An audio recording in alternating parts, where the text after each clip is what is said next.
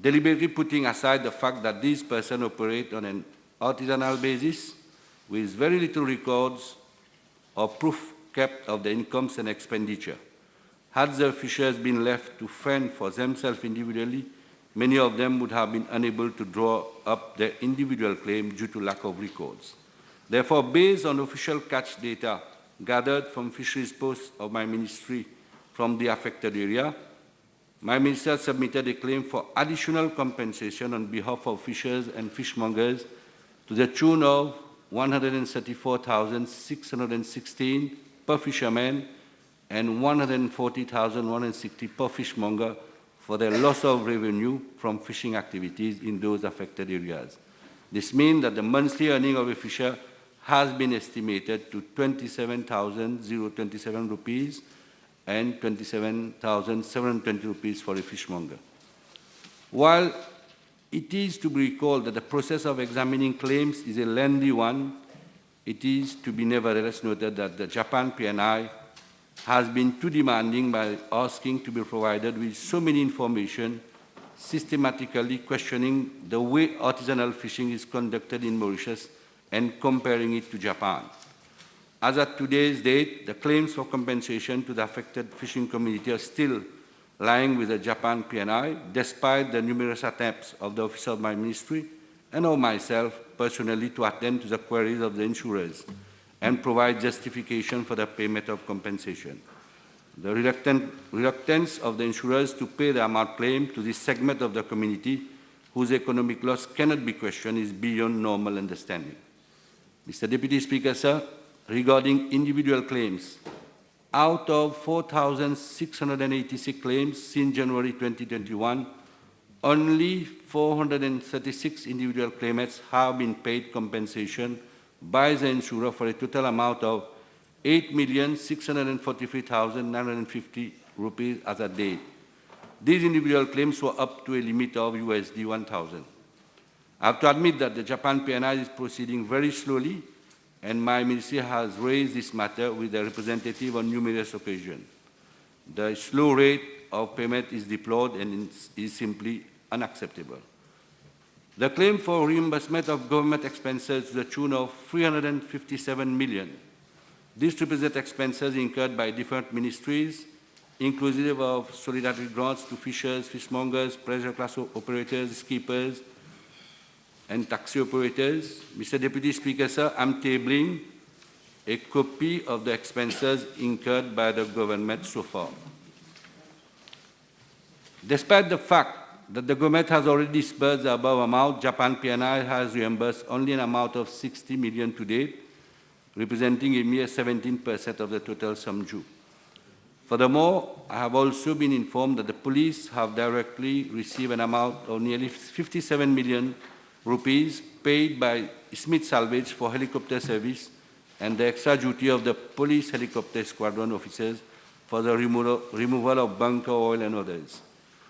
Mr. Deputy Speaker, sir, considering the immense scale of economic, social, and ecological damage caused by the oil spill, the government, through the Ministry of Environment, Solid Waste Management, and Climate Change, has embarked on an invitation for proposal through open international bidding for consultancy services for environment and socio-economic impact assessment of damages caused by MV Wakashu oil spill. The objective is to support the long-term recovery and restoration of the environment and the livelihoods of the local affected community. Mr. Deputy Speaker, sir, appropriate strategies are being examined and explored in order to place the affected public and private interests in Mauritius in position of legal strength. And also I'm informed that Mauritius is party to the International Convention on the Limitation of Liability for Maritime Claims of 1976 and the International Convention on Civil Liability for Bunker Oil Pollution Damage 2001, but the fact remains that the maritime casualty occurred within our territorial waters, and the Republic of Mauritius being a sovereign state, the law of the land prevails. I'm informed that Section 195 of the Merchant Shipping Act clearly stipulates that there is no limit on the liability of the ship owner in the event of oil pollution damage. In any case, Mr. Speaker, sir, the Attorney General Office is looking into all the legal aspects, and also will be requested, is being requested also for this lengthy negotiation process with the PNI Japan. Thank you. Supplementary. Honorable Minister, well, it's been more than 1 year since this, the Wakashu incident, and from the answer given by the Honorable Minister, he stated that out of a claim of approximately 2 billion from the victims of the Wakashu incident, only 83 million has been paid so far. Now, is the Minister aware that, yes, not later than yesterday, the insurance company has lodged a case before the Supreme Court asking for limitation, for the Supreme Court to rule on limitation of liability to the tune of 800 million rupees only? Is the Minister aware of this? Mr. Deputy Speaker, sir, as I just said, that this legal aspect is being taken care by the Attorney General Office. Further supplementary. You are not aware as Minister responsible for this? No, Okay. don't. Well, anyway. Now, in a PQ dated 13th of July, the Honourable Minister stated that over and above the sum of 10,200 rupees that he stated, paid to fishers and fishmongers, he has made an additional claim, he just stated. 134 000 pour les fishers et 140 000 pour les fishmongers. Now, this has been promised a long time back. Can we know when this money is going to be paid? As I just, Mr. Deputy Are we going to wait for litigation to be over? Mr. Deputy Speaker, sir, you know, this is an insurance issue, and we have been meeting, in fact, several meetings have been even been, the legal advisor of MB Wakashu is in Mauritius, was in Mauritius, and have been meeting at the Attorney General Office. We are still, they are resisting, as explained in my answer. So we are still negotiating with them, and obviously, if negotiation fails, we are looking for legal avenues through the Attorney General Office, of course. Supplementary. Anybody else have a supplementary? Next question, Honourable Second Member Port Nose and Montalon. B1087. Mr. Deputy Speaker, sir, the Budget Speech 2021-2022 has announced an acceleration of the targets for renewable energy in the electricity sector from 40% to 60% by Horizon 2030, together with the elimination of coal for electricity production by the same time frame. Currently, ground-mounted solar and onshore wind farm deployments mainly populate the renewable energy electricity generation in Mauritius, together with biomass and hydropower.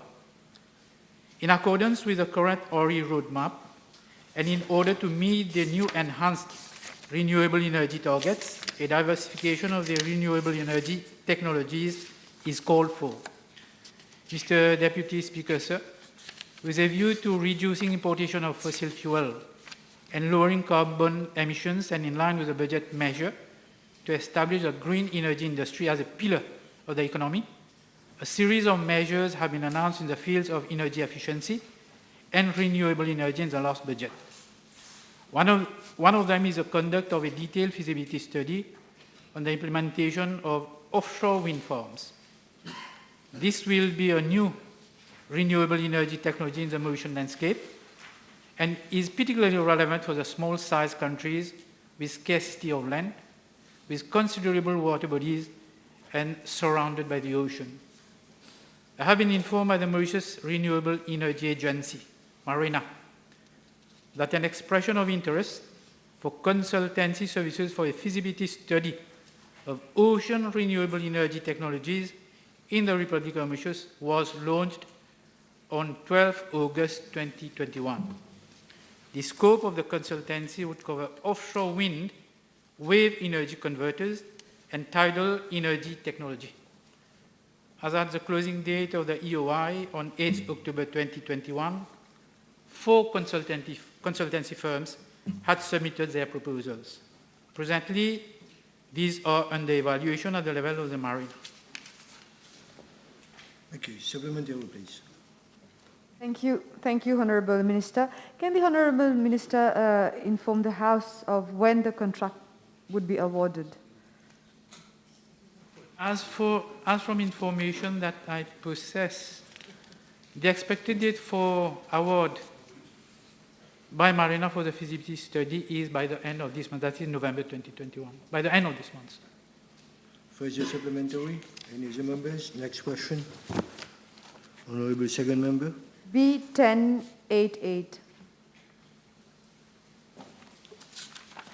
Mr. Deputy Speaker, sir, I must at the outset inform the House that the re-engineering of the cooperative sector is a result of my ministry's request to the Office of the Public Sector Governance, OPSG, to dwell on the following aspects. One, the transformation of the existing regional cooperative centers into one-stop shop in different regions of the country. Two, to review the scope of the Cooperative Development Unit and the Cooperative Audit Unit of the Cooperatives Division.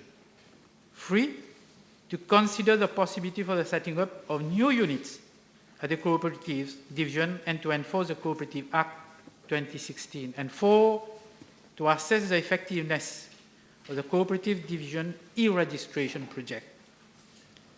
After extensive consultations, the OPSG made a series of recommendations to be implemented in the short term, medium term, and the long term.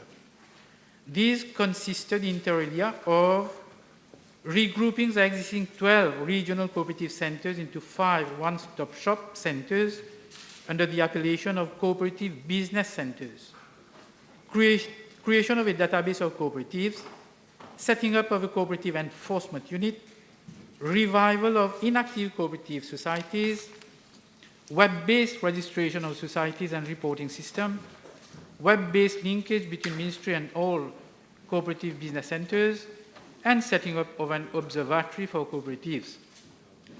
In August this year, the recommendations contained in the report were approved by government, and a committee of officials has been monitoring their implementation. One of the first actions taken by my ministry was a public relations exercise with all the cooperative federations operating in Mauritius to ensure that they own the changes proposed by the Office of the Public Sector Governance. I must stress that the ideas were well received by the federations.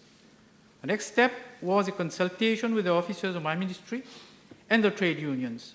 Once again, the proposed and agreed changes were most welcome. On 19th October this year, a workshop was organized with the participation of cooperative federations, officers, and the union in order to identify any bottleneck in the implementation of the recommendations and find solutions thereto. I was relieved to know that no major hurdles were identified. Mr. Deputy Speaker, sir, concerning the setting up of the cooperative business centers, after due consideration, the strategic zonal locations of the 5 cooperative business centers have been identified as follows.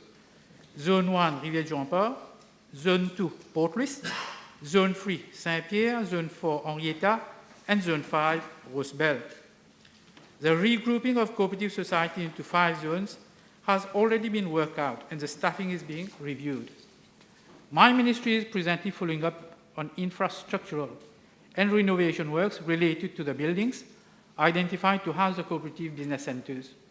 The building at Henrietta, which is vested in my ministry, requires some upgrading, and the relevant works order has already been issued by the Ministry of National Infrastructure and Community Development.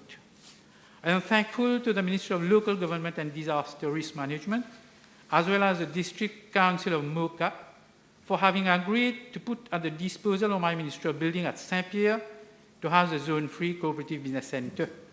As far as the Rivière-du-Rempart and Rosebel Cooperative Business Centers are concerned, they are almost ready. Mr. Deputy Speaker, sir, lastly, the Cooperative Business Center in Port-Louis is housed at the Cooperative Division of my ministry. The required logistics are being purchased to empower the 5 cooperative business centers to operate in optimal conditions. It is expected that as soon as the upgrading and partitioning works are completed at Henrietta and Saint-Pierre, all the 5 cooperative business centers will be operational. I rely on the support of the technical section of the National Infrastructure Division and the Electrical Services Division for an early completion of the infrastructural and electrical work so that all the cooperative business centers become operational as early as possible. Then, Minister, supplementary, please. Thank you, Honorable Minister. In your answer, you mentioned about the reduction of regional cooperative centers, also the transformation of these regional cooperative centers into cooperative business centers from 12 to 5. Is it not detrimental to the good operation of cooperative societies? Well, at its peak, the cooperative movement comprised of some 4,000 individual cooperative societies. The member base was almost illiterate. And at that time, I'm talking about decades ago, at that time the facilities that we have today with regard to communications or telecommunication were not there. This is why the presence of the officers of the ministry was much needed. Today things have changed. We have the member base who use computer today. And today we have less than 900 active cooperative societies. It has gone down drastically. And also there is use of computers, I said, with internet and Wi-Fi and all that. So there is less, the presence of officers is less required. And therefore we believe, as the PSG has recommended, that 5 cooperative business centers can handle the works of the 900 or so cooperative societies. Further supplementary, please. One last supplementary. The Honourable Minister mentioned also about re-engineering the cooperative society, where my question comes in is like, don't you think that this re-engineering exercise might result into a reduction of staff of the ministry? No. This was a question that was raised when I had the meeting with the employees' representatives and the employees' union. And I gave the assurance to them that none of them will lose their job and there is no plan for reduction of staff in the future. Any further supplementary? The table has been advised that the following PQs have been withdrawn: PQB 1119 and PQB 1121. There's a couple of members who are constantly keeping the mask below their nose. Next time, I'll call out your name. Honorable second member for Paulinov and Montalon. B1089. Mr. Deputy Speaker, That's why I said a couple. Next time, I'll call out your name. Continue with the answer. He'll realize in a little bit. Answer? Mr. Deputy Speaker, sir, the first youth center that was built on the present model was inaugurated on 22nd February 1989 at Suivez. Over the years, youth centers have been playing a major role in the social, physical, and psychological development of our youngsters. However, after more than 3 decades, this government recognizes that there is a need to revamp our present structure in order to stay relevant to today's generation. For this reason, as announced in the budget speech 2021-2022, an amount of 165 million rupees will be made available over 3 consecutive financial years to transform existing youth centers into modern and vibrant youth hubs that would be at the heart of the community. The hubs will deliver appropriate and relevant programs and activities to our youngsters to further empower and enhance their lives. Given the budget allocation of 55 million rupees in this financial year, 8 youth centers have been earmarked for revamping. Right at the outset, the National Youth Council sought to identify what are those features of areas 4 areas of our youth centers that need to be revamped. 4 areas were identified, namely 1, infrastructure and facilities, 2, operation, 3, human resource matters, and 4, programs and activities. Furthermore, the NYC, National Youth Council, conducted a nationwide survey from July to August 2021 to have the views of the population on our youth centers and the way they presently operate. Thus, more than 9,000 people were surveyed. In short, these surveys demonstrated what we had been suspecting. Our youngsters want better equipped centers and new activities. They also want the youth centers to be revamped aesthetically and that the way they operate and hours of operation to be reviewed. To that end, on 8 October 2021, the National Youth Council launched a bidding exercise to appoint a consultancy firm individual to revamp and uplift the 8 youth centers. To better cope with the workload, in light of the enlarged mandate of the National Youth Council, the staffing is being strengthened. More importantly, the National Youth Council has adopted a demand-driven model and is presently analyzing the suggestions made by the youngsters of our Republic to come up with new programs and activities that would appeal to them. Further supplementary, please. Yes, thank you, Mr. Deputy Speaker, sir. The Honourable Minister mentioned about 8 centres which are being revamped. Can we have more details about those centres? Yes, Mr. Deputy Speaker, sir. For this financial year 2021-2022, the 8 youth centres are 1, Dockers Village Youth Centre, 2, Floréal Youth Centre, 3, Goodlands Youth Centre, 4, Helvetia Youth Centre, 5, Lacure Youth Centre, 6, Maibo Youth Centre, 7, Montagne Blanche Youth Centre, 8, Souillac Youth Centre. Thank you. Further supplementary, please. Thank you, Honourable Minister. During your answer, you mentioned about 9,000 people being surveyed, and following that, you will be appointing a consultancy firm to go through that survey. Can we have more details about this survey and also the scope of work of the consultant service? Thank you. Yes, Mr. Deputy Speaker, sir. In fact, I've said that there are surveys that have been made, 1. And 2nd, we have launched a bidding exercise to appoint a consultancy firm to design the new youth center, the new youth hub. As for the survey, according to information that I have, from 1st July to 11 July this year, we had an online survey where around 1,000 people participated in this online survey. From 7 to 8 August this year, there was a survey that has been done in different shopping malls around the country, and around 3,405 youngsters were contacted. And then we had also a survey in the catchment area of those 8 youth centers that I have mentioned.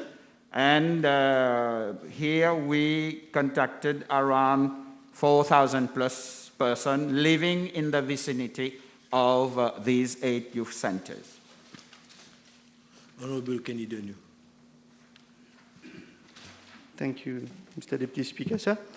Can the Honourable Minister inform the House if his ministry is considering or implementing additional youth hubs in the constituency of number 17, Cupid Midlands? If yes, where? Actually, Mr. Deputy Speaker, sir, we have a youth center at Cité Malherbe, And this youth center, of course, will form part of the revamping process in the financial years to come. But for the moment, in contingency number 17, nous ne sommes pas en train d'envisager de créer d'autres youth centers. Thank you. Honourable fourth member of Port-Louis Maritime and Port-Louis. Thank you, Mr. Speaker. B 1090. Mr. Deputy Speaker, sir, I'm informed that the CT scanner at SSR Hospital is in good working order as at date. Honourable Minister, you inform the House whether the equipment, the CT scan, was operational till Friday last. Mr. Deputy Speaker, sir, the question is whether it is in good working order. So it is in good working order. Now, during which period this apparatus was not in working order, if honourable member could have specified in the question, I would have definitely given which period he is mentioning. Next supplementary, please. Thank you, Honourable Minister. I'm happy that it has been repaired after the PQ. 1091. No, supplementary, did you have? Honourable Faradomir has a supplementary. We will take that one. Thank you. I appreciate the Honourable Minister. He's having up-to-date information with regard to CT scanning at SSRN Hospital. Surely he must be aware that these equipment do get faulty, and there has been a period of time very recently where the CT scan at SSRN was not working. I would just want to ask the Honourable Minister, considering that SSRN and Flag Hospital look after more than 1/3 of the population of the country, would it not be a good idea to consider having a mobile CT scan in an attempt to compensate breakdown, which is something that can happen? It's nobody's fault, but these things can happen, and you can compensate it to avoid a backlog and also be at the service of emergency patients when the need arises, in keeping in mind that the new Flag Hospital radiological updated high-tech service will only be available in 2 years' time. Thank you. Thank you. Honourable member.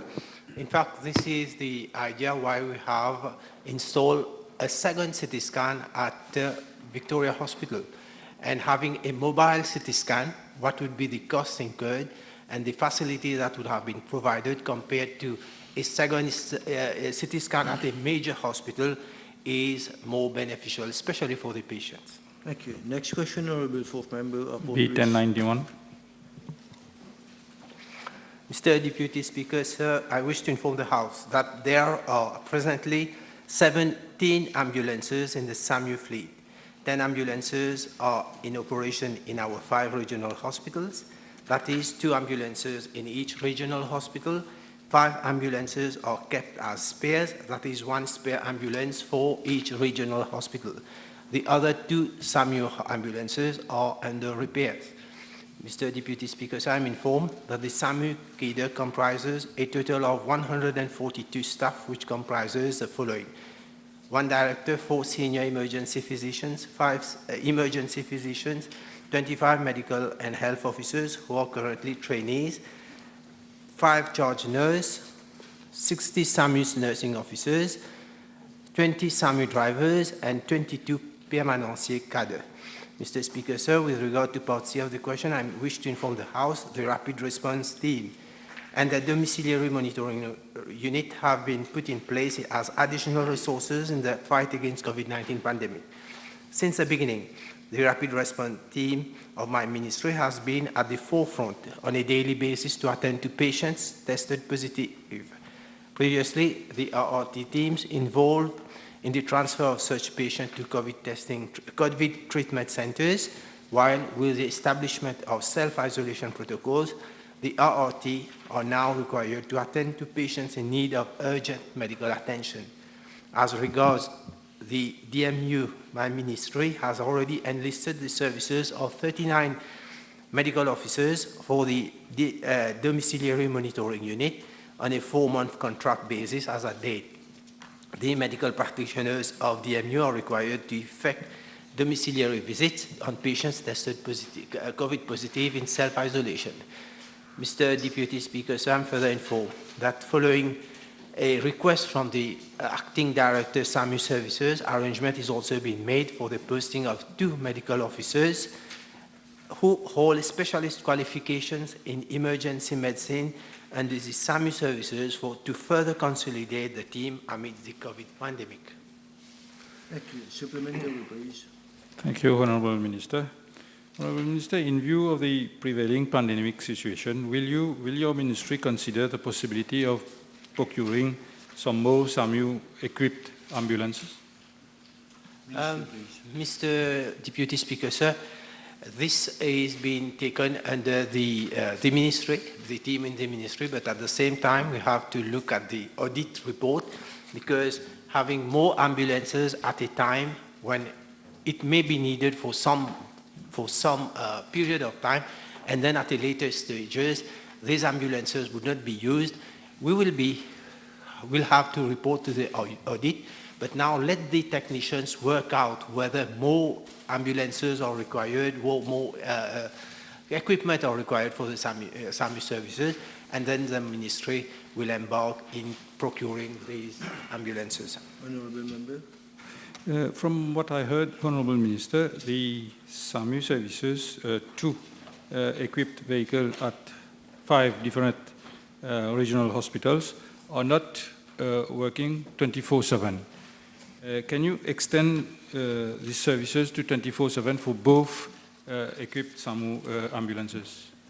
Yes, Mr. Deputy Speaker, sir. In fact, we had a meeting with the director of the SAMU services, and he himself, at one point of time, he said that it is not appropriate at this moment to extend the services, but the ministry will facilitate, especially wherever there is a demand of having patients, especially at night where we have to transfer patients, and these ambulances will be required.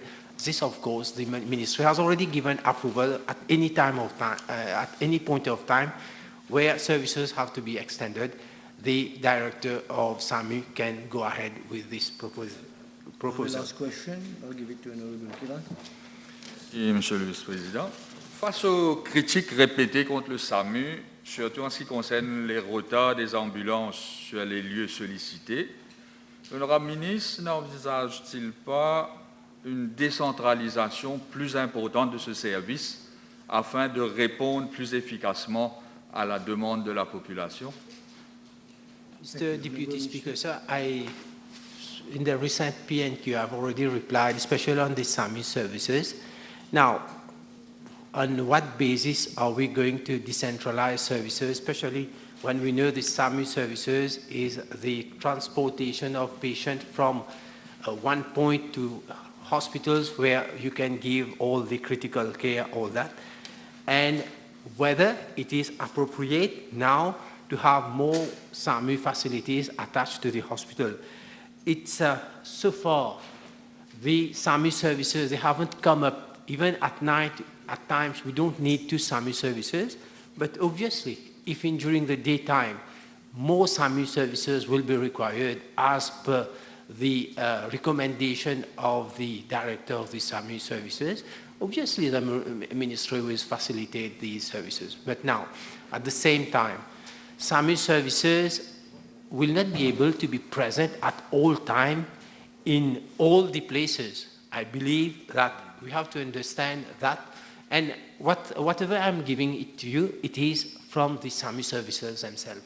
So we are ready to facilitate, to increase the number of ambulances, to increase the number of staff, but the demand should be there, and then that can be done. Thank you. Honourable Fourth Member, next question, please. The 1092. Yes, Mr. Speaker, sir. The new Veterinary Council Act was proclaimed on 29th of January of this year. And under the new act, the initial members of the council for the transitional period were nominated, and the nominations were gazetted on the 6th of February of this year.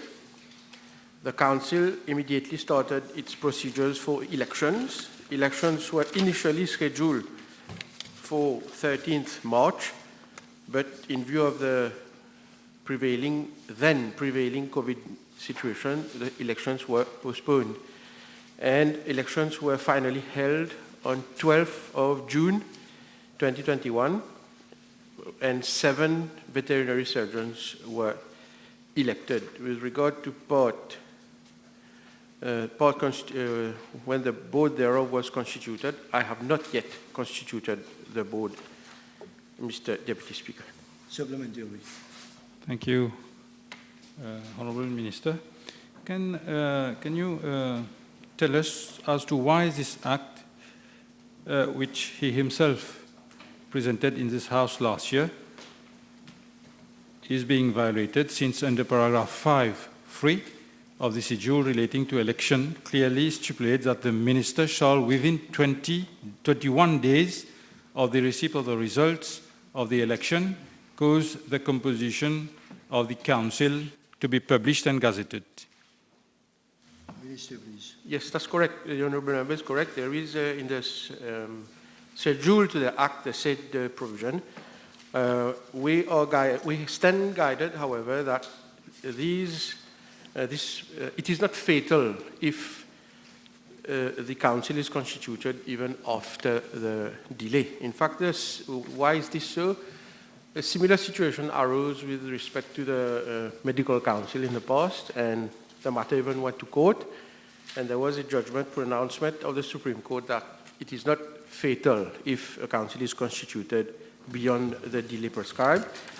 Over there, it was not the constitution of a council, but a legal question of a similar nature. Second issue which arises is what happens in the meantime. So the initial members of the council can still continue to operate, and it does not vitiate in any way decisions taken by the council. I assure the Honourable Member and the House that I am having consultations with relevant stakeholders, and the new council will be constituted in the very, very near future. In fact, if the Honourable Member has proposals, I will welcome them. Supplementary, nobody else. If the Honourable Minister said that he will constitute the board soon, so it's okay, fine. Thank you. You do not have supplementary reason. Thank you. So it is Honourable Third Member of Port South and Port Central. B1093, please. Honourable Minister. Mr. Deputy Speaker, I'm informed that the quantity of medical oxygen supplied to the public health institutions from March 2021 to date, well, I've already given the details in my PQB 1085. I will come to the second part of the question. That is, with regard to part B of the question, I wish to inform the House that this week a temporary measure in some hospitals has been taken to postpone cases wherever the elective surgical, the waiting list is not long. And this measure will be reviewed on a weekly basis. The consultant in charge have been requested to attend to those emergency cases only, and proper monitoring is being done to ensure that there is no list of elective surgical cases where waiting time is not beyond 3 months. Mr. Speaker, sir, with regard to part C of the question, I wish to inform the House that ENT Hospital is already equipped with a pressure swing absorption oxygen generator which provides oxygen on a continuous basis. This equipment has been supplying oxygen on a daily basis since the beginning of the pandemic. With a view to increase the capacity of the oxygen generating plant, my minister has initiated procedures for installation of a second oxygen generator of a capacity of 1,000 to 1,500 liters of oxygen per minute. The new oxygen generator will enable the servicing and maintenance of the existing generator and will also serve as a backup in case of any breakdown of the existing generator. With regard to oxygen concentrators, I wish to inform the House that my minister has already issued a letter of award to the supplier for 15 oxygen concentrators with a maximum flow of 10 liters per minute. Honourable Member. Thank you. Has his ministry conducted an urgent report of the increasing demand of oxygen due to the spiraling number of cases of COVID-19 and an estimate added volume of oxygen that will be needed over the next 6 months should the trend continue, particularly that high-flow oxygen supply and demand is now the cornerstone of the medical treatment of moderate to severely COVID-19 patients. And as he said in his PQ this morning, having 20 tons of oxygen at ENT for 100 patients that will suffice over 5 days could disappear in thin air very soon if the trend continues. Thank you. Mr. Deputy Speaker, sir, in fact, the Ministry has acted upon the updated version of the preparedness plan, which I have already given the details. Now, about the oxygen, it's not only at ENT hospital that the capacity of oxygen supply has been enhanced, but it's also been conducted in all the regional hospitals, especially knowing the fact that the treatment for COVID patients, especially high flow of oxygen. Honourable Member. Thank you, Honourable Minister. My question is because it's of national interest, and I beg you to be patient with me. Portable oxygen concentrators have been in high demand in many countries with large number of COVID-19 cases. I'm talking about portable oxygen concentrators. Will the Minister consider the importation of these as a first-line support to individual domiciliary patients who need oxygen until and so forth? They definitely get a bed or admission in either the intensive care unit or the regional hospital. Mr. Deputy Speaker, sir, in fact, yesterday we have received, as part of a donation in terms of oxygen concentrators through WHO, the quantity of 70 oxygen concentrators for the purpose of having these concentrators to be given to patients. Go on. In the event that we are faced with a very serious explosion of number of cases where the demands of oxygen goes beyond our capacity to supply, has your ministry considered importing liquid oxygen from abroad, converting them into gas, and whether advanced pre-ordering of same has been considered? Mr. Deputy Speaker, so in fact the ministry doesn't order oxygen, liquefied oxygen. It is through the local suppliers that the ministry have recourse to the liquefied oxygen. That's why in all the hospitals, this arrangement is being done to increase the capacity of oxygen demand, especially in case of COVID patient, and especially in the preparation of the updated preparedness plan to manage COVID-19 patients. Any further supplementary pertinent question? Honourable third member of Portage South, address your question to me. B1094. Sir Deputy Speaker, sir, ranking of universities worldwide is conducted by a number of international ranking providers. The University of Mauritius has been ranked by several such bodies, and the Honourable Member is referring to the UniRank, which is a ranking body featuring reviews and rankings over 13,723 officially recognized universities and colleges worldwide. As per the UniRank list of 2021, University of Mauritius ranks 89th in the top 200 best universities in Africa. I am informed by the University of Mauritius that the rank given by UniRank is based on website traffic flow and is not an academic ranking. It does not provide an indication of academic excellence related to teaching, learning, and research at a university.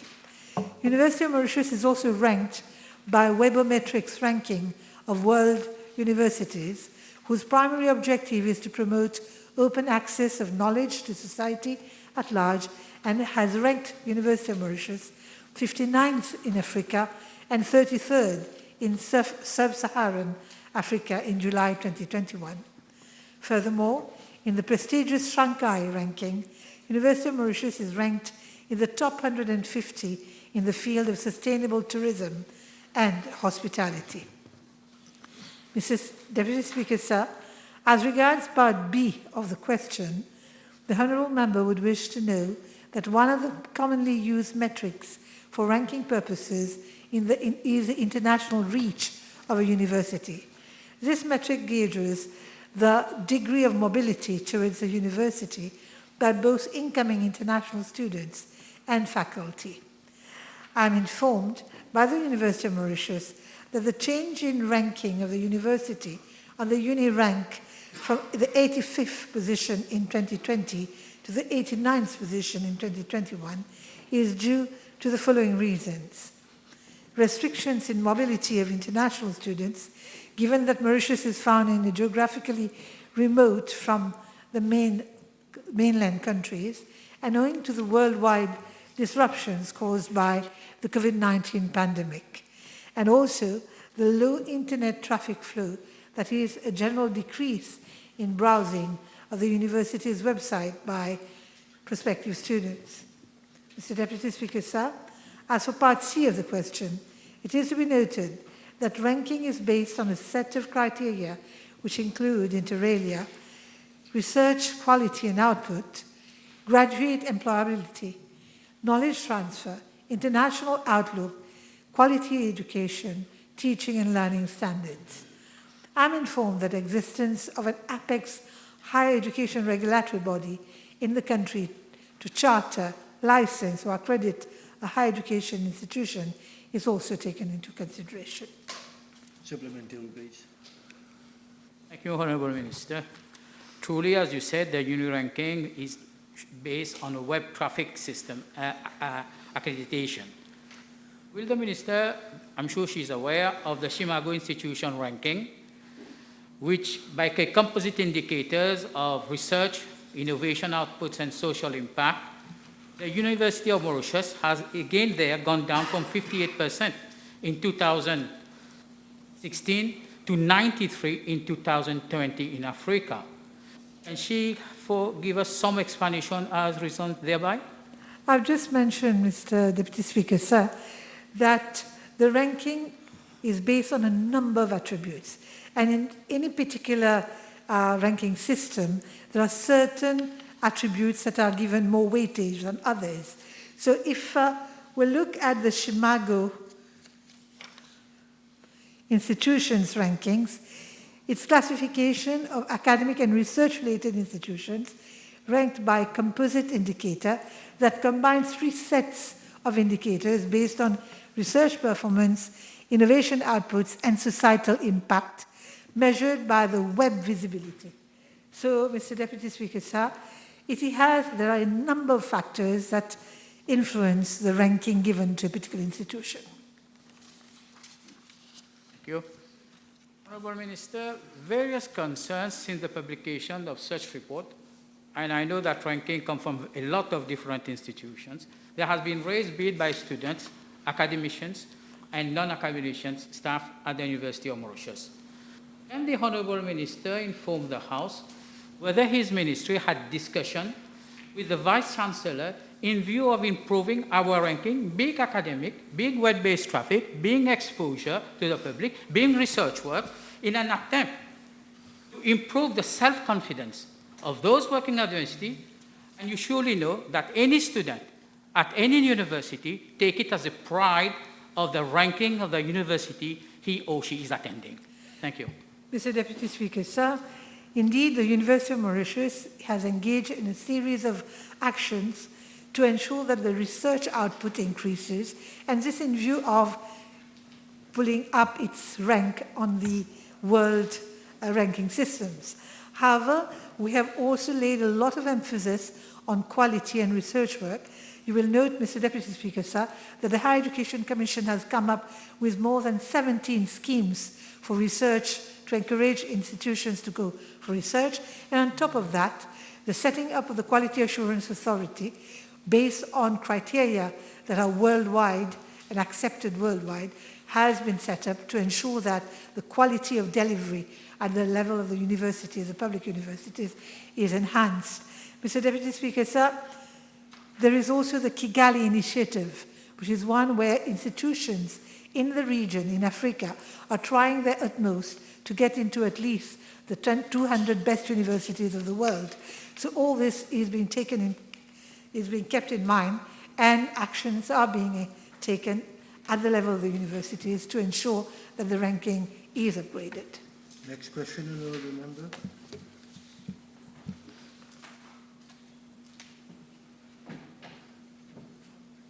B1095. B1095, please. Thank you. Mr. Deputy Speaker, sir, I'm informed that bids were invited for the procurement of 10 ventilators and 25 cardiac monitors through open national bidding on 1st of October 2021, with closing date for submission of bids to my ministry set for 27th October 2021. I'm further informed that the bids are currently being assessed. This exercise is expected to be completed by end of this week, and award of contract will be made thereafter. Supplementary. Thank you.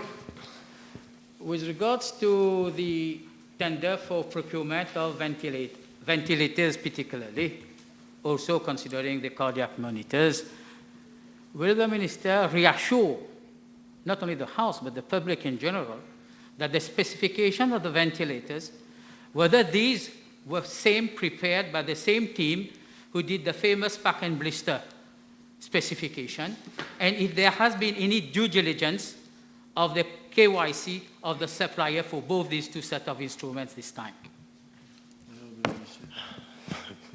Mr. Deputy Speaker, sir, well, I don't have all those information, but I can, what information I do have about the specification, who signed it, this information is not given to me, but I have the specification and I can submit it to the House. What are the specifications? I think the open bid is already, the specification is already published, and who were the people who have been involved into the specification? Unfortunately, I don't have the names. That's all I can see, because procurement, as I said, it is not the business of the minister to interfere into procurement. Supplementary, if you have. Supplement. With regard to criticism that has been levied from the latest audit report with regard to the Ministry of Health, has your ministry ensured that proper maintenance contract has been signed with the suppliers, as well as having local engineer backup to avoid undue delays and repairs when it comes to the service of the patient in hospital? Thank you. I believe that you are saying about the equipment, the servicing, and all the maintenance contract. Yes, this is being taken into consideration, because the audit report has already mentioned that all equipments, whatever we purchase, should have a maintenance contract, and especially for the continuous the servicing all out of the contract. And this should have been mentioned in the during the procurement exercise as well. Thank you. Honourable First Member for Grande Rivière Nord-Ouest and Port Louis Ouest. B1096. Mr. Deputy Speaker, sir, with your permission, I will reply to this PQ. Yes, please go on. Mr. Deputy Speaker, sir, in regard to the updated nationally determined contributions submitted by the Republic of Mauritius in 2021, the total financial needs for the implementation of the mitigation and adaptation measures thereof are estimated at 6.5 billion USD, of which 4.5 billion USD is for adaptation and USD 2 billion is for mitigation for the period 2021-2030. The share for the unconditional and conditional contributions are 2.3 billion USD from government and private sectors contribution and 4.2 billion USD expected from international sources and donor agencies, respectively.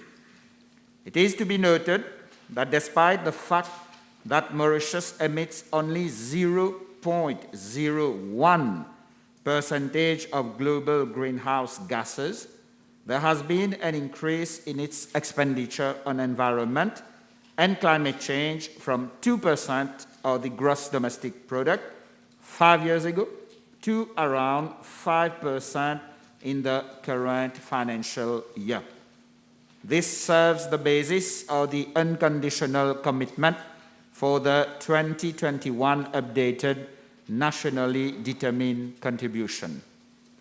Mr. Deputy Speaker, sir, at the 26th session of the Conference of Parties to the United Nations Framework Convention on Climate Change, COP26, and at the third session of the Conference of the Parties, serving as the meeting of the parties to the Paris Agreement, Finance for, inter alia, supporting countries in implementing of the nationally determined contribution was among one of the most important items on the agenda. All vulnerable countries, from the least developed countries, small island developed states, Africa and G77 and China, have pressed on the developed country parties to enhance their level of contributions to the financial mechanism and to keep up with the 2009 pledge of USD 100 billion per year. However, the COP26 noted with deep regret that the goal to mobilize jointly this pledge by 2020 in the context of meaningful mitigation actions and transparency on implementation has not yet been met. The COP urged developed country parties to fully deliver on the USD 100 billion goal urgently and through to 2025 to support developing countries. The COP will continue to work on this to ensure that fund flows to developing countries and small islands developing states. Developed country parties were also requested to at least double the collective provision of climate finance for adaptation to developing country parties from 2019 levels by 2025, in the context of achieving a balance between mitigation and adaptation in the provision of scaled-up financial resources. Providers of financial support were also encouraged to consider vulnerabilities of countries and same be reflected in the provision and mobilization of concessional financial resources and also simplify access to finance. Mr. Deputy Speaker, sir, at the World Leaders Summit and all the other ministerial level, as well as presidency meetings and side events, the Mauritian delegation emphasized on the vulnerability of the Republic of Mauritius, an urgent need for support. Thus, it was highlighted that the funding mechanism under the Convention be made more efficient and effective for timely implementation of the nationally determined contribution. Emphasis has also been laid on the urgency for supporting and enhanced mitigation and adaptation, as well as strengthening of resilience to keep up with the 1.5 degrees Celsius target alive and avoid the catastrophic effects of climate change in small island developing states such as Mauritius. Under the Coalition for Disaster Resilient Infrastructure, which is a global partnership platform to assist states improve disaster resilience of their infrastructure, Mauritius has joined the Infrastructure for Resilient Island States, IRIS program, SID's specific initiative, launched at the summit on 2nd November 2021 by His Excellency Shri Narendra Modi, Prime Minister of India, and attended by the Mauritian delegation. Mauritius will benefit in terms of satellite imagery and capacity building, amongst others, and a memorandum of understanding will be signed shortly. The Mauritian delegation also participated in some 12-level events organized by friendly countries, namely India, France, the United States of America, European Union, as well as intergovernmental organizations such as United Nations Development Programme, World Health Organization, United Nations Educational, Scientific and Cultural Organization, as well as funding organizations, namely Commonwealth Climate Finance Access Hub. It has been gathered that there are different potential sources of funding and technical assistance which could be explored under new and forthcoming initiatives, namely the nationally determined contribution partnerships under the United Nations Framework Convention on Climate Change. The Climate Promise Initiative, Pledge and Impacts under the United Nations Development Programme, the Local 2030 Network, Island Net Zero under United States Ocean Islands Partnerships, and upscaling of Facilité 2050 under ADAPT Action.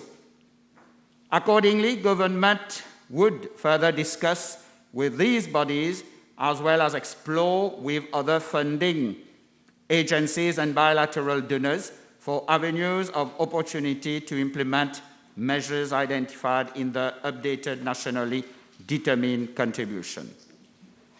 Mr. Deputy Speaker, sir, with regard to Part B of the question, since June 2018, government has invested around 6.6 billion rupees into the National Environment and Climate Change Fund for the implementation of adaptation and mitigation measures in respect of the following programs. 1. Rehabilitation, protection and management of beaches, lagoons and coral reefs. 2. Flood management. 3. Clean up Mauritius and embellishment. 4. Solid waste management. 5. Landslide management. 6. Disaster reduction and management. And 7. Green economy. An action plan is currently under finalization at the level of the ministry for the implementation of the updated nationally determined contribution.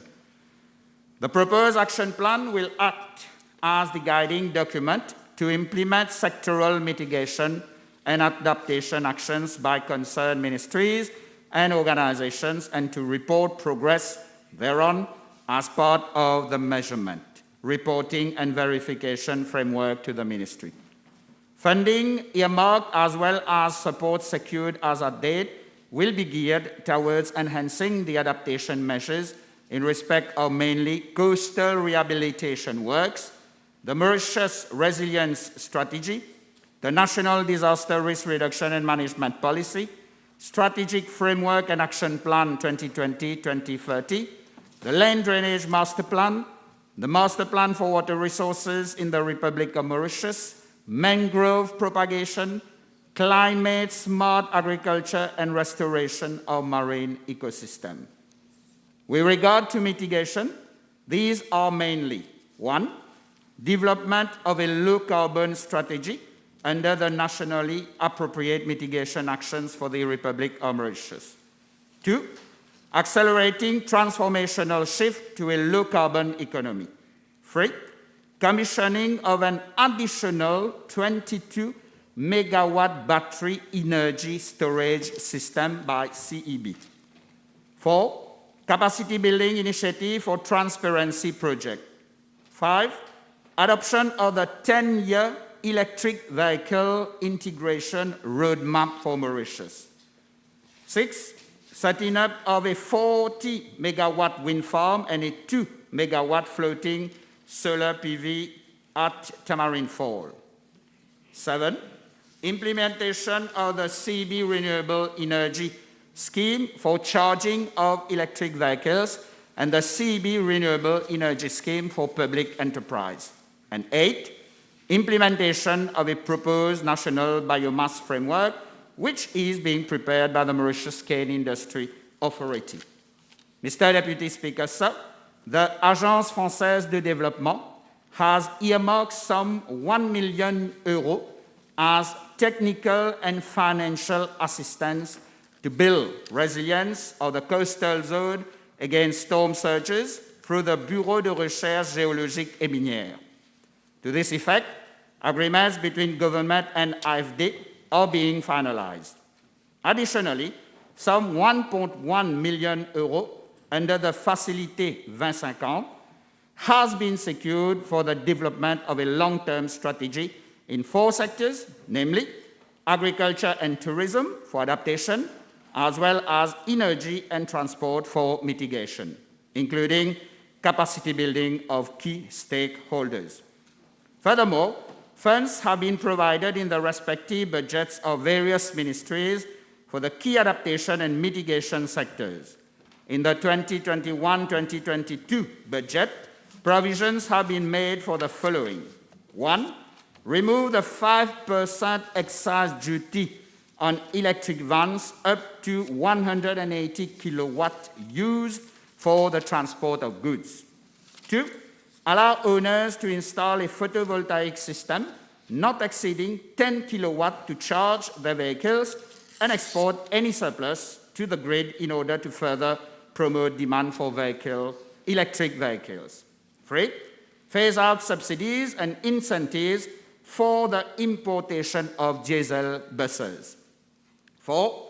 Increase the subsidy for the purchase of electric buses from 1 million to 1.2 million rupees for 9-meter buses and from 1.3 million to 1.5 million rupees for buses above 9 meters. 5. Provide lease to operators acquiring electric buses under the Transformation Fund. 6.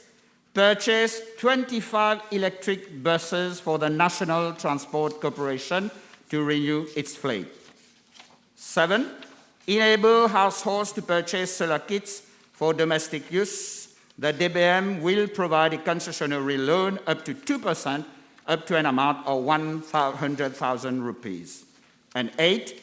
Support the development of this industry. The CEB's Centre de Formation et de Perfectionnement Professionnel will become an accredited center to provide training in the fields of renewable energy and energy efficiency. Technical assistance from the European Union has also been secured for the conduct of an institutional gaps and needs assessment for implementing the Climate Change Act 2020. Furthermore, in order to build capacity of key ministries in the writing up of project concept, notes for bankable projects, and ease access to grant funds from multilateral funding agencies, namely Green Climate Fund, government has in October 2021 agreed to sign an agreement with the British High Commission for a project amounting to some 760,000 rupees.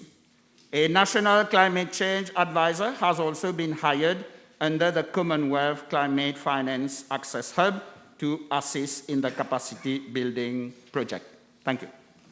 Thank you. Member, you'll appreciate this was a long question and we had a long answer. You have supplementary, I'll allow you. It's all answered.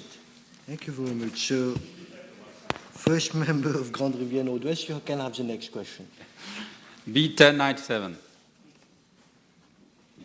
Speaker, sir, I have to inform the House that my ministry sought financial clearance from the Ministry of Finance, Economic Planning and Development for the issue of 500 new fisher cards to enable younger fishers to join off-lagoon fishing. The Ministry of Finance, Economic Planning and Development raised no financial objection to issuing 500 new fisher cards, subject to A, the cards issued being valid up to fishers reaching 65 years old, that is the retirement age as per Workers' Rights Act, and the Ministry coming up with a revised policy regarding the registered artisanal fishers and taking appropriate action in respect of fishers who are medically unfit to work at sea and those who are aged 65 years and above.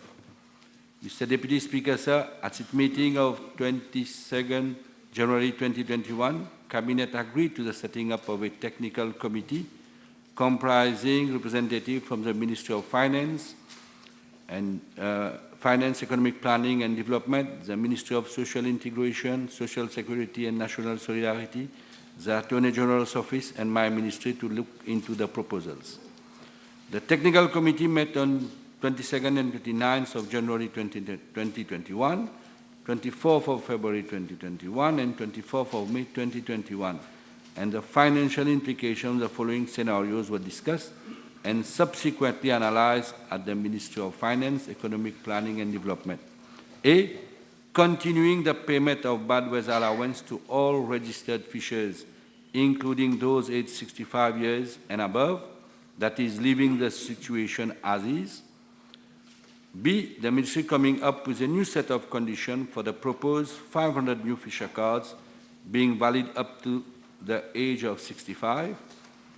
And C, payment of a one-off compensation of 52,500 to fishers aged 65 and above to surrender their respective fisher cards, as is being paid to individual net fishers for surrendering their lagoon nets. The technical committee recommended the payment of a one-off compensation of 52,500 to around 500 fishers aged 65 and above, as well as those found to be medically unfit to surrender their respective fisher cards. The option for returning the card is voluntary. Any fisher aged 65 or above, if he wishes to continue fishing, will continue to benefit the bad weather allowance, among many other benefits such as Fishermen Welfare Funds benefits, safety kits, ice box, raincoats, life jacket, etc. Mr. Deputy Speaker, sir, additionally, the registered artisanal fishers retiring on grounds of age limit and medical conditions have been given the opportunity to transfer their fisher cards and other fishing assets to their next of kin, subject to the eligibility criteria for registration being satisfied. As regards part B of the question, I wish to inform the House that the quantum of 52,500 as compensation is an approved budgetary matter.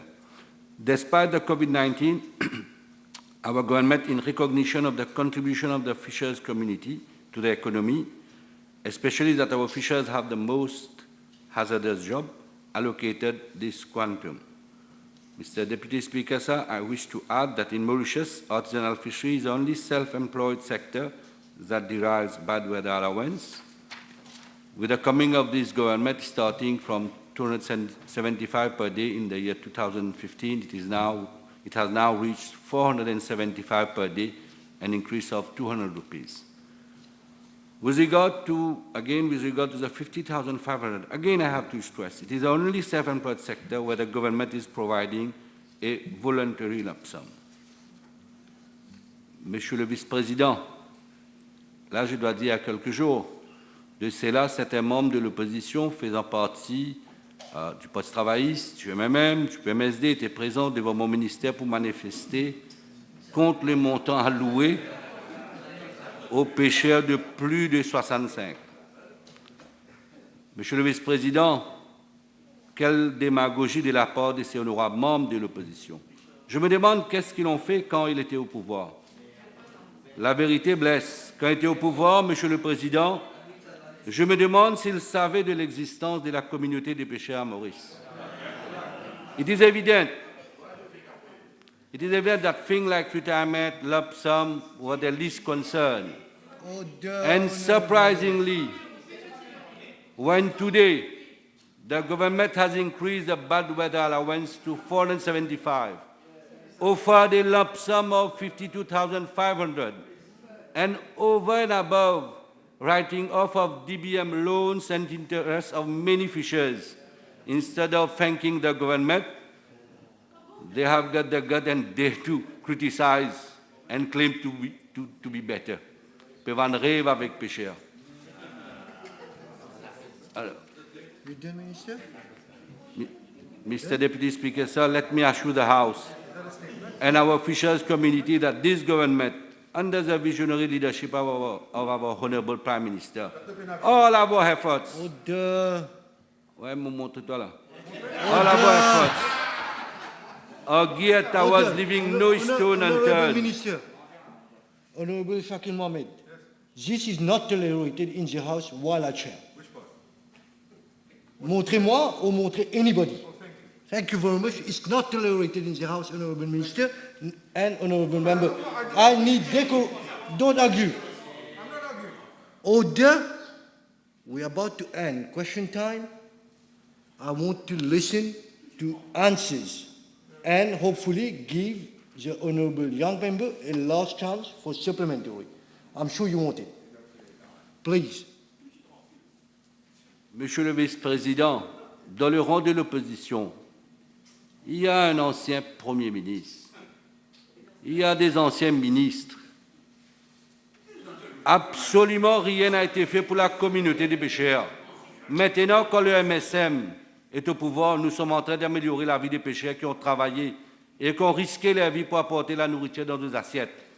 Et le gouvernement a augmenté l'allocation du mauvais temps et est venu avec une allocation de 52 500 en vue de reconnaître leurs contributions valables pour le pays. Là aussi, l'opposition dit non, il n'y en a pas bon même. Je laisse le membre du public et surtout la communauté des pêcheurs de tirer leurs propres conclusions. Done, Minister. Honorable Member. Merci, Monsieur le Vice-président. Order.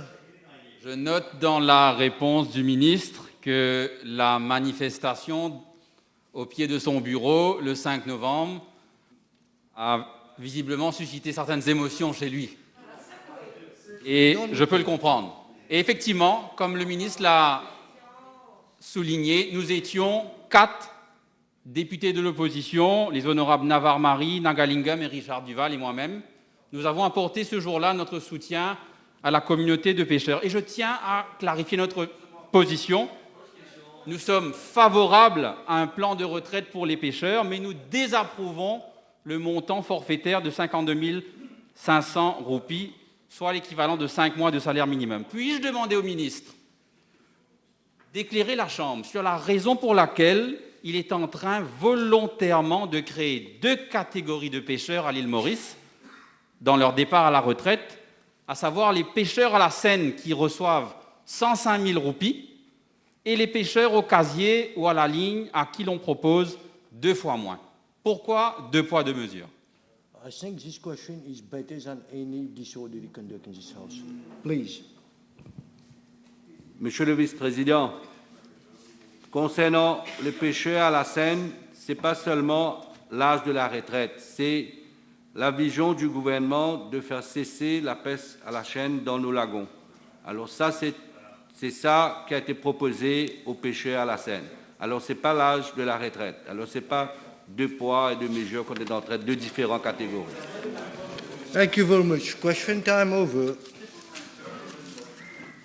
Motion. Deputy Speaker, sir, I move that all the business on today's order paper be exempted from the provisions of paragraph 2 of Standing Order 10. Seconded. The question is that all the business on today's order paper be exempted from the provision of paragraph 2 of Standing Order 10. Those in favour say aye, those against say no. Aye. The ayes have it. Ministers. Honourable Prime Minister. Mr. Deputy Speaker, sir, I have 3 statements to make following matters raised on adjournment at the sitting of the National Assembly on Tuesday, 26 October 2021. The first statement relates to a matter raised by Honourable Second Member for Beaubassin and Petite Rivière regarding the increasing rate of thefts and other crimes in the region of Albion. Mr. Deputy Speaker, sir, I'm informed by the Acting Commissioner of Police that the crime rate has indeed slightly increased over the years, partly due to the increase in the number of inhabitants of the region of Albion. On average, the number of cases, excluding contraventions, reported at Albion Police Station on a yearly basis is 160. The common offences noted are larceny, breaking in dwellings, and simple assaults. The number of drug cases detected in the region is on average 9 per year. However, as the House is aware, my government is sparing no effort to fight against all types of crime, especially drug-related ones. 45 intelligence video surveillance cameras and 2 intelligence traffic surveillance cameras have been installed in the region under the Safe City project. The daily activities thereat are being monitored via those cameras at the Albion Police Station, Sub-Command Center at Western Divisional Headquarters, at the Police Main Command Control Center at Eben. Additionally, the Crime Prevention Unit has set up free neighborhood watch schemes in the region, and the Albion Police regularly conducts community policing fora together with the Crime Prevention Unit to sensitize the inhabitants on crime prevention measures. Free neighborhood officers are also posted at the station. These officers are responsible for identifying and solving local policing problems and reassuring victims of crime in the region. They work in collaboration with local community representatives, NGOs, and other stakeholders. I am further informed by the Acting Commissioner of Police that for the period 2017 to date, 69 sensitization campaigns and 146 community fora have been organized in the region of Albion. As a result, out of 466 policing problems raised, 433 have already been resolved. The Mauritius Police Force is continuously working in partnership with private security companies, bus companies, local authorities, NGOs, and volunteers for the enhancement of security in the region of Albion. Wastelands are regularly cleared and dark spots are fitted with street lightings. Mr. Deputy Speaker, sir, I am also informed by the Acting Commissioner of Police that the Albion Police Station is operational since Thursday, 13th April 1989, operating in an area of approximately 7.9 square kilometers, including the regions of Bellevue, Black River, and Lamec. There are 10 morcellements therein with an approximate population of 7,900 inhabitants. There are currently 29 police officers of different ranks posted at the Albion Police Station. There are 3 police stations, namely Petite Rivière, Beaubassin, and Bambou police stations on the outskirts of the Albion Station area. The Albion Police is also supported by the Emergency Response Unit, Divisional Supporting Unit, Police du Transport, Divisional CID, and ADSU in the day-to-day policing of the station area, wherein frequent foot and mobile patrols are conducted. Also, the SMF carries out regular targeted crackdown operations and vehicle checks in the region.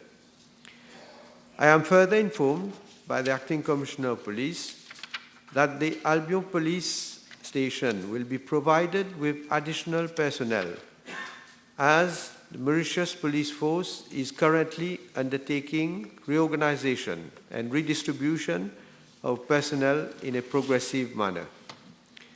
Moreover, the new recruits who are presently undergoing basic training at the different training establishments will be posted to several police stations including the Albion Police Station, by mid-December 2021.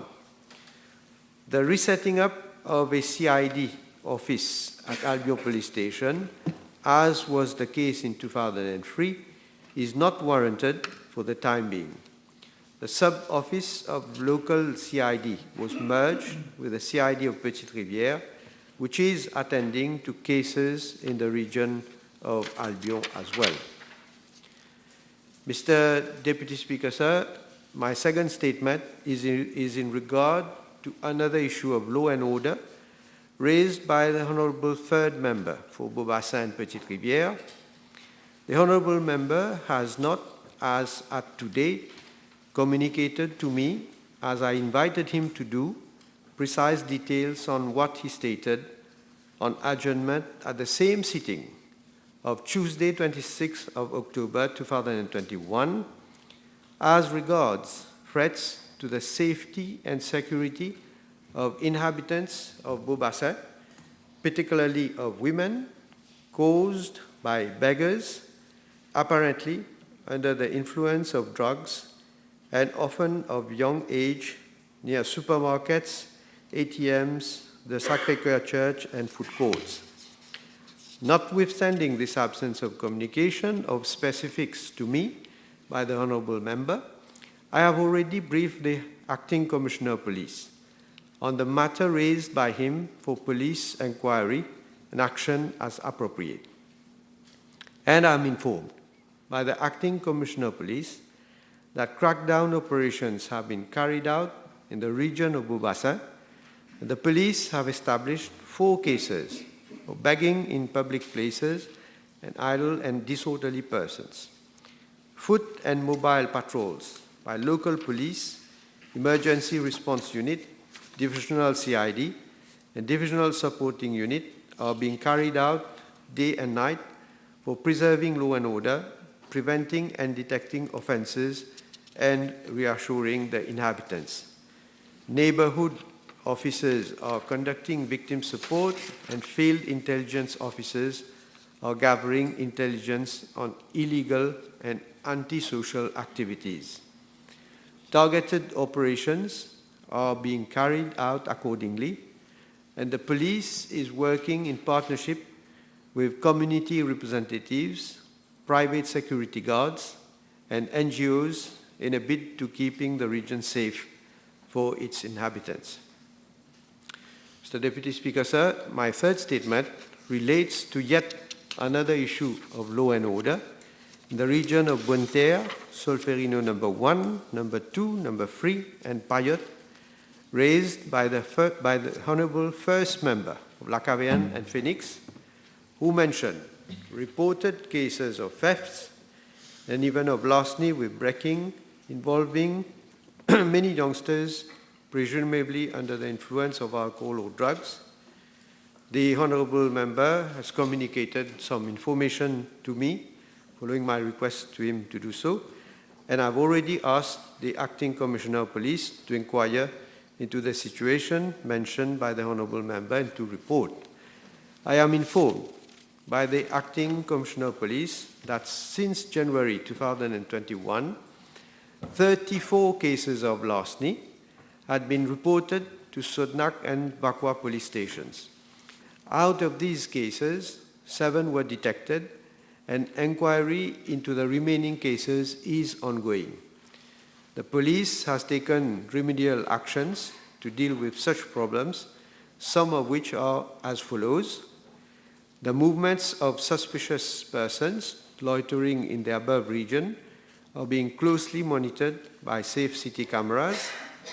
The inhabitants are being sensitized on crime prevention measures by neighborhood officers, assisted by personnel of the Crime Prevention Unit. The Crime Prevention Unit is working in collaboration with the Small Planters Association to raise awareness among planters and residents on measures to prevent them from being victimized. 6,400 persons have been sensitized from January to 15th November 2021. Regular targeted joint crackdown operations are being carried out by regular police, divisional, CID, and ATSU. Police presence and visibility have been increased in the region mentioned through covert and undercover foot and mobile patrols, and licensed premises are being frequently checked by police. From January to 15th November 2021, 34 have been checked. Mr. Deputy Speaker, sir, the Acting Commissioner of Police has also submitted a report on a case of larceny with offensive weapons, which occurred on Monday, 25th of October 2021, in a pharmacy in Bonterre. The CCTV in the said pharmacy and the safe city cameras have significantly contributed in the arrest of 3 suspects on Sunday, 31st October 2021 at 200 hours, and the police inquiry is still ongoing. Thank you, Mr. Deputy Speaker. Thank you, Honourable Prime Minister. Honourable Deputy Prime Minister. Yes, Mr. Deputy Speaker, further to supplementary questions PQB/1009 from the Honourable First Member for Port Louis South and Port Louis Central, Mr. Osman Mohammed, at the sitting of the National Assembly on Tuesday, 9 November 2021, I wish to make the following statement. 1. I have been informed by the NHDC Limited that the project manager of the NHDC's Design and Implementation Unit, Mr. Himadat Jagru, irrespective of his name, does not hold any family ties with the former Minister of Housing and Land Use Planning. 2. I am further informed that Mr. Himadat Jagru satisfied the criteria that were laid down in the internal advertisement for the post of project manager of the said unit and was appointed on that basis as acting project manager with effect from April 2019. In fact, he holds a bachelor's degree in civil engineering with honors and a master's degree in project management. He is also a member of the Project Management Institute. 3. I am also informed that Mr. Himadat Jagru obtained his registration in July 2020 as civil engineer with the Council of Registered Professional Engineers. Mr. G. Kupusamy, for his part, was awarded a contract as a structural and civil expert, structural and civil engineering expert, in October 2020 to assist the Design and Implementation Unit with regards to civil and structural designs and to offer training to trainee engineers and technicians and not to qualified engineers. 4. According to information provided by the NHDC Limited, I am informed that for the 2 projects, namely La Valette project and the Saudi Development Fund project, the NHDC Limited has had to have recourse to the services of an external architectural firm, as the required expertise was not available internally. 5. In regard to the issue of credit cards, I am further informed that the NHDC decided, for ease of doing business, to have credit cards issued to its managerial cadre, which is common practice in today's business environment. Mr. Deputy Speaker, sir, I understand that the NHDC, like other companies in Mauritius, has to comply with principles of good governance and is subject to both internal control and to the scrutiny of external auditors. I thank you, Mr. Deputy Speaker. Thank you, Honourable Deputy Prime Minister. Motion. The Deputy Speaker, sir, pursuant to Standing Order 63 of the Standing Orders and Rules of the National Assembly, I move that the Criminal Code Amendment Bill number 13 of 2020 be withdrawn. Mr. Speaker, sir. Seconded first. It has to be seconded first. Yep. Thank you. Mr. Speaker, sir, as the House is aware, the Criminal Code Amendment Bill number 13 of 2020 was introduced in the National Assembly on Friday, 28th of August 2020. After the introduction of the bill, there have been developments relating to the Chagos Archipelago. These developments include the judgment of the Special Chamber of the International Tribunal of the Law of the Sea of 28th January 2021, which fully endorsed the determinations made by the International Court of Justice in its advisory opinion of 25th January 2021, and confirmed the undisputed sovereignty of Mauritius over the Chagos Archipelago. Moreover, the aspects of the bill that did not involve any act on the part of a foreign state and that could potentially adversely impact on arguably genuine exercise of freedom of expression are being no longer proceeded with.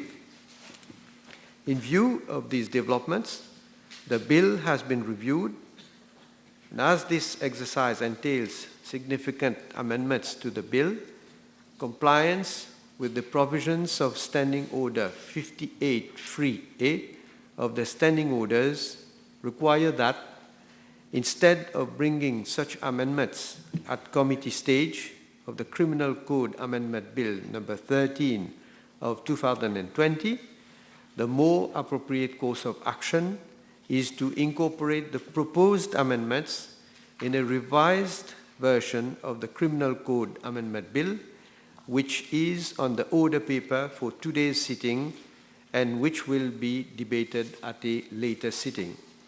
I therefore move that the Criminal Code Amendment Bill number 13 of 2020 be withdrawn.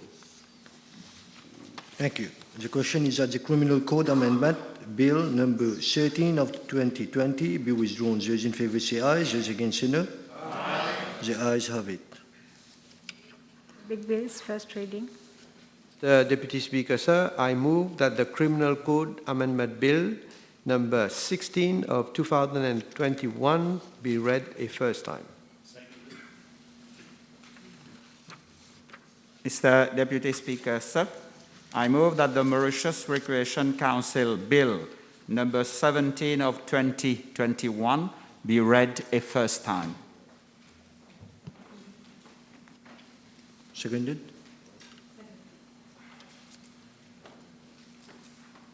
Second reading.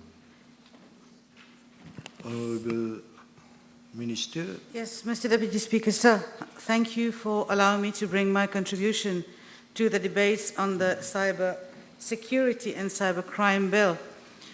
Mr. Deputy Speaker, sir, this government is coming with this bill at a very apt moment, a moment where, as a response to COVID-19, many enterprises have intensified the digitalization of their services and are adopting a flexible approach to work remotely. Cyber security, therefore, will be a fundamental and a critical success factor in this new normal. Government is encouraging work from home whenever possible. In the new normal of COVID-19, many children have increased access to social media and are undertaking interactive school lessons. Mr. Deputy Speaker, sir, I have listened very attentively to the concerns raised by Honourable Utim last Tuesday. He stated that the government is allergic to criticism. In fact, the opposite is true. Mr. Deputy Speaker, sir, allow me to kindly remind this House that for the Children Act and other relevant legislations, we obtained some very valid inputs from both sides of the House, and some came from the Honourable Utim himself, and we did bring a number of amendments to those legislations. This is proof, Mr. Deputy Speaker, sir, that government is very open to constructive criticism, and I'm fairly certain that improvements, where necessary, will be brought on board. Mr. Deputy Speaker, sir, on another note, Honourable Utim, during his intervention, went on to allege that the Children's Act and the other two legislations that come with it have not yet been proclaimed for, and I quote, reason only known to the minister, unquote. Mr. Deputy Speaker, sir, that is not very elegant from the honourable member to say this. It's very incorrect, it's unfounded, and I have answered many PQs to that effect, the last one, the latest one, being PQ 929, which was brought to the House by Honourable Utim himself.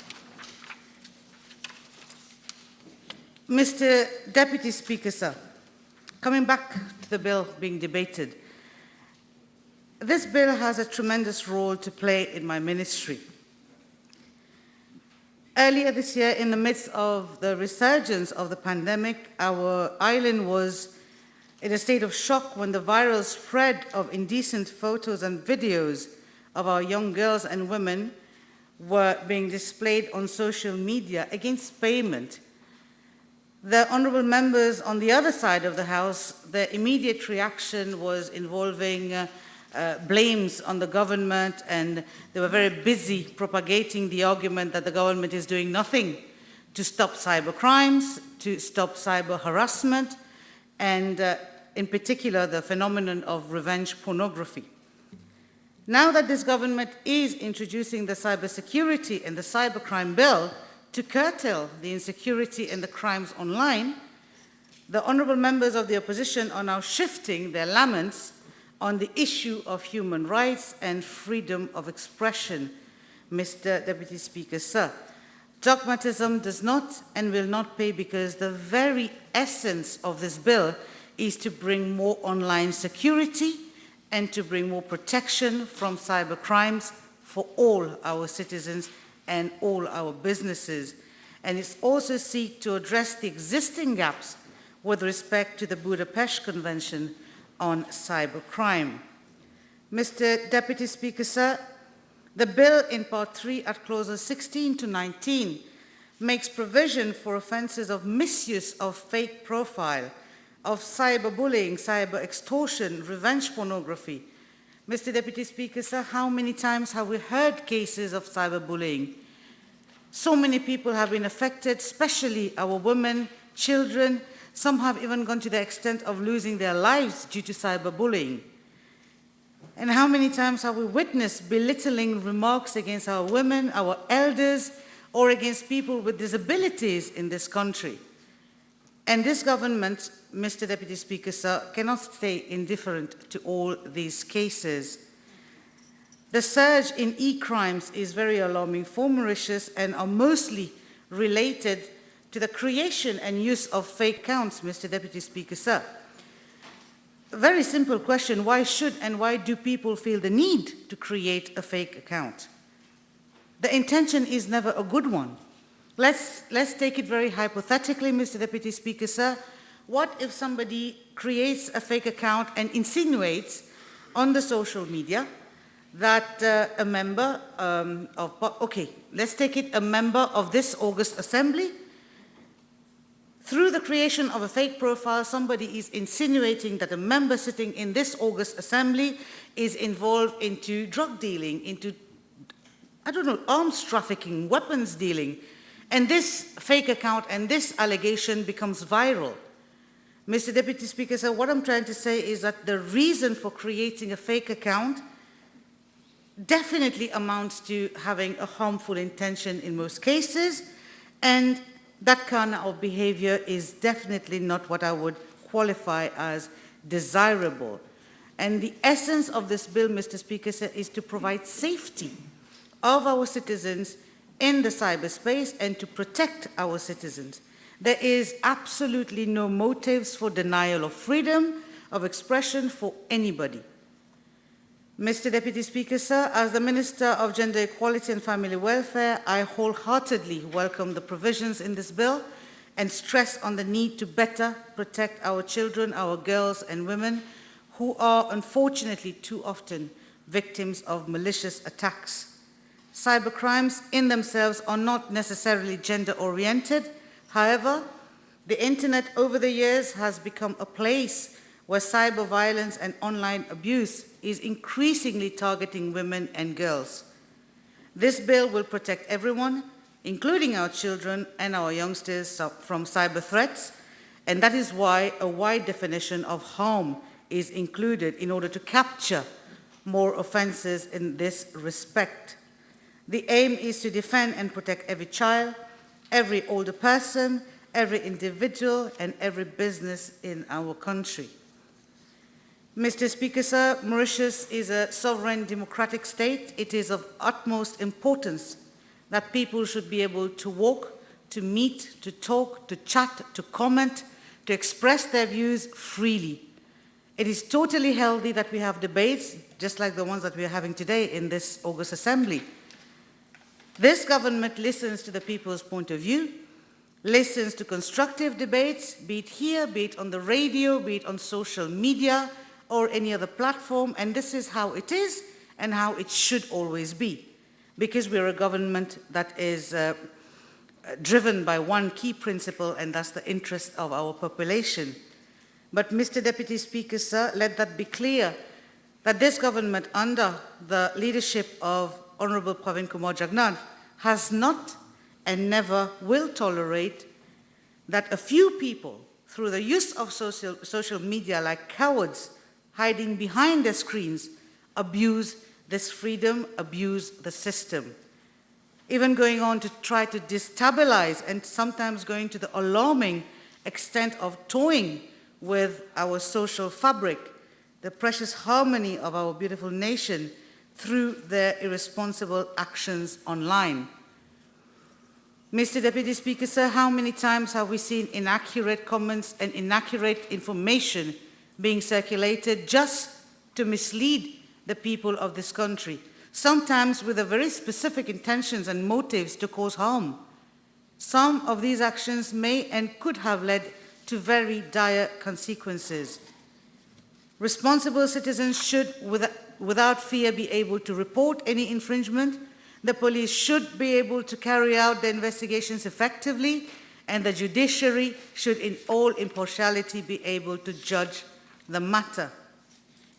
Monsieur le Vice-président, qui dans ce pays ou dans cette auguste assemblée n'a pas été témoin des dérapages dangereux sur les réseaux sociaux, et plus alarmant encore, quand ces personnes publient en temps réel des commentaires que l'on peut qualifier d'irresponsables? Nous en arrivons même à nous demander comment ces gens peuvent aller si loin en utilisant des propos aussi dégoûtants, aussi haineux, des commentaires qui peuvent à tout moment enflammer notre petit paradis. Mr. Deputy Speaker, sir, I agree we all have the rights, we have constitutional rights. I agree that democracy must and should prevail. Sure, we can criticize, and we can and should any patriot tolerate abusive use of social media, which, as a matter of fact, is becoming more and more frequent. Such anti-patriotic actions should not be tolerated. One must remember that with rights come duties and responsibilities.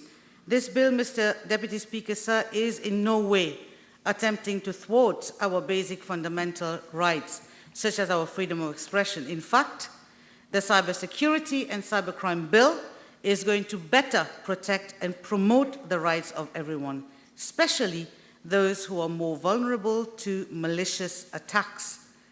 Mr. Deputy Speaker, sir, we should ask ourselves where's the limit of liberté d'expression. We all know, actually, in Mauritius, there is very often no respect on social media.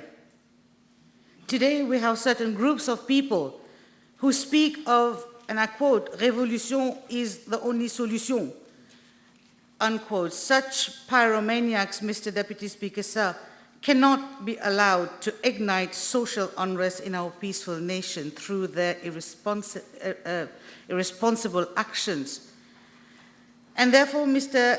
Deputy Speaker, sir, to all those who indeed have concerns about clauses 29 of the bill, which deals with real-time data collection, clause 30 with regards to interception of those data, and even with regards to collection, the Cybersecurity and Cybercrime Bill contains a safeguard mechanism.